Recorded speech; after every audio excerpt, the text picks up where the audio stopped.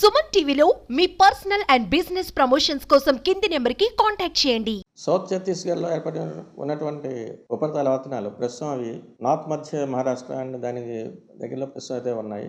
అలాగే మరొక trough is also running from north మధ్య మహారాష్ట్ర నుంచి బంగ్లాదేశ్ వరకు కూడా across Jharkhand and Gangetic west Bengal. అలాగే మాన్సూన్ కండిషన్స్ కూడా నార్మల్గా ఉన్నాయి.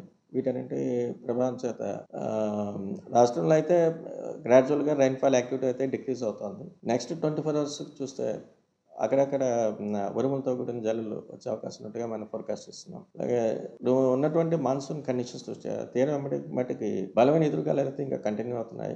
అలాగే గంటకి 35 నుంచి 45 కిలోమీటర్ల వరకు కంటిన్యూ అవుతున్నాయి. వీటి కారణం చేత తీరంబడి ఉన్నటువంటి కంప్లీట్ ఆంధ్ర తీరంబడి ఉన్నటువంటి మత్స్యకాలంలో కూడా వేటకు వెళ్ళొద్దని చెప్తున్నాం. నెక్స్ట్ లాస్ట్ 24 hours వరకు కూడా చూసినా కూడా ఒక మాస్టర్ వర్షాలు అక్కడక్కడ కోస్తా జిల్లాలో నమోదవడం జరిగింది.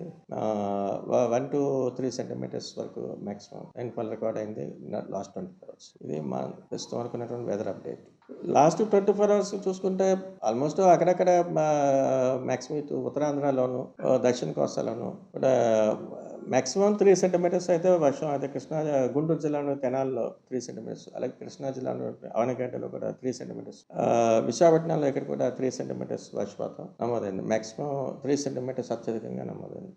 అక్కడక్కడ అది కూడా అక్కడక్కడ నమోదవడం జరిగింది లాస్ట్ 3 days. ఎందుకంటే ఆల్రెడీ 2 days బ్యాక్ ఏర్పడినటువంటి అల్పపీడనం అది బలహీనపడి ప్రస్తుతం మనకి ఉపరితల ఆవర్తనాలు మాత్రమే కనిపిస్తుంది. అవి కూడా మన ఆంధ్ర తీరం నుంచి క్రమేపీ దే ఆర్ మూవింగ్ వెస్ట్వర్డ్. నిన్నైతే ఛత్తీస్గఢ్ చూసాం, క్రమేపీ విదర్భ, నెక్స్ట్ మధ్య మహారాష్ట్ర అటువైపు వెళ్ళాలి. దాని ప్రభావం క్రమేపీ మనకి దాని వల్ల వచ్చేటువంటి వర్ష ప్రభావం క్రమేపీ తగ్గిపోతూ వస్తుంది.